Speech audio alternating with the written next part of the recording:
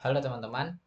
Di video ini kita akan mencoba belajar membangun web desa menggunakan framework Codeinator 4.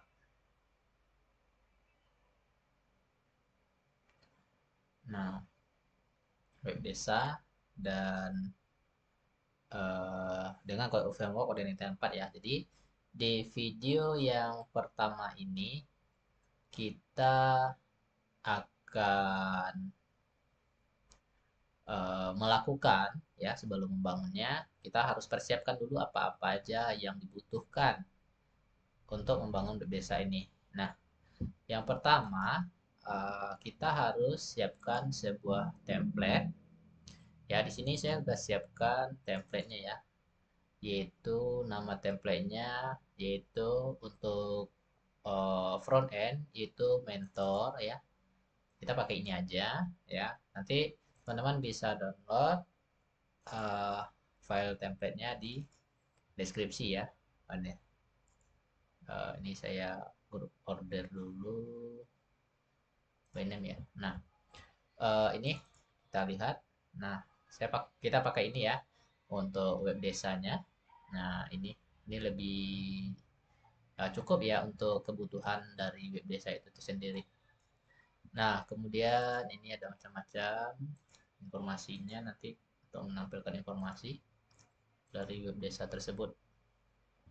Oke, terus itu untuk front end. Kalau untuk back end nanti kita pakai Azara ya. Jadi teman-teman bisa ngikuti atau menyesuaikan aja. Tapi bagi yang baru belajar sebaiknya mengikuti aja ya teman-teman. Jangan eh, gimana itu namanya? Jangan beda sendiri dulu ya. Nanti aja modifikasinya kalau sudah selesai mengikuti materi ini. Kemudian ada Azara admin template ya. Ini sebagai template adminnya nanti ya. Oke. Oke, nah ini ada sampel. Oke, ini ada indeksnya ya. Oke, nah di sini kita pakai Azara, jadi nanti itu bisa kita sesuaikan ya untuk template-nya warna biru juga, warna hijau juga ya. Untuk template-nya, oke, itu dia. Oke, nah kemudian ini background. Oh ini background ya. Dia bisa putih atau bisa seperti ini. Oke, ini untuk backend ya. Kemudian teman-teman siapkan text editor, yaitu uh, Visual Studio Code, Visual Studio Code ya. Ini sebagai text editornya. Nanti teman-teman download aja Visual Studio Code. Oke, nanti teman-teman download aja. Nah, kemudian saya karena udah download ya. Jadi teman-teman tinggal buka aja Visual Studio Code-nya. Saya close dulu project lama. Oke, project lain tadi saya close dulu ya. Ini nanti teman-teman install beberapa ekstensi. Yang pertama yaitu material ya, material. Oke.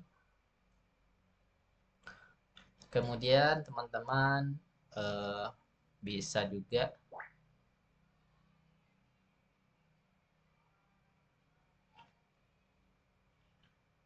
bisa juga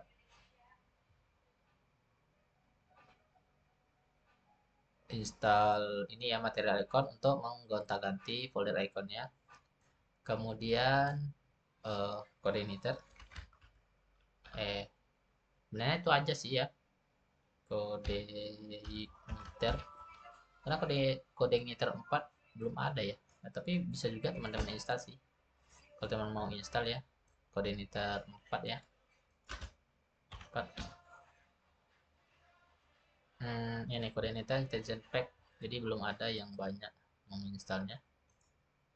Oke, ini coordinator dan extension pack. Nah, ini ada coordinator 4 snippetnya ya. Nah, ini coordinator 4 snippet. Oke. Coordinator versi 4.1.4 terakhir. Nah, kita lihat. Jadi nanti untuk frameworknya visual coordinator ya, coordinator. Nah, ini kita lihat dulu download versinya. Itu sekarang versi 4.2 ya, berarti nggak support ini lagi ya teman-teman. Requirement coordinator versi 4.4 ya.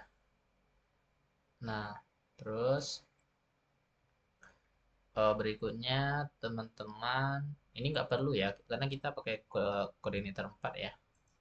Ini ada juga koordinator 4 snippetnya, cuman nggak tahu ini versi berapa ya. Ini publish terakhir tahun 2020, jadi nggak begitu recommended ya teman-teman.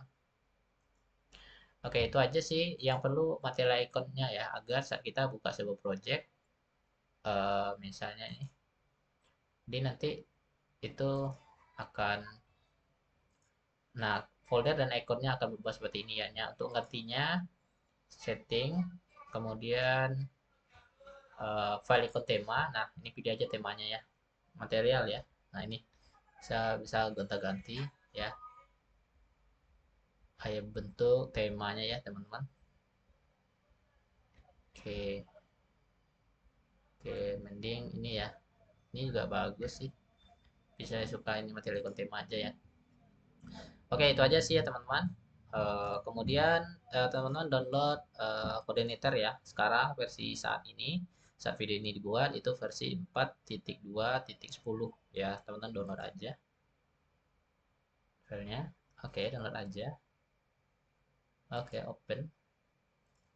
Oke, ini dia ya projectnya. Oke, nanti dia masuk juga ke sini ya. Oke, ini nih coordinator 4. Oke, jadi kemudian local server ya. Local server. Local server. Nah, untuk local server di sini saya menggunakan WAM server ya. Kenapa? Alasannya bagi teman-teman yang ingin memakai SAM juga boleh. Nah, ini saya jelaskan ya kenapa. Kalau menggunakan SAM, jadi satu installer itu hanya satu versi PHP saja, misalnya PHP 7, PHP 8 atau 8.1. Kalau menggunakan WAM, teman-teman bisa menjalankan versi PHP sesuai dengan kebutuhan. Misalnya teman-teman butuh versi PHP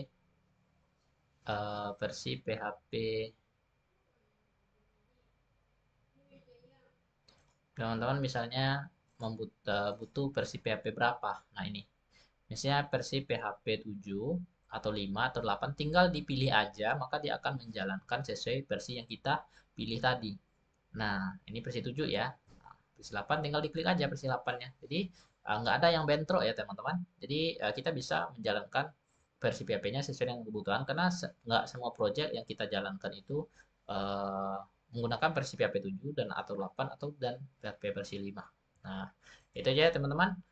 Sampai jumpa di video berikutnya. Untuk video berikutnya kita akan mencoba menginstal template front end, back end, dan sampai project final. Oke, sampai jumpa.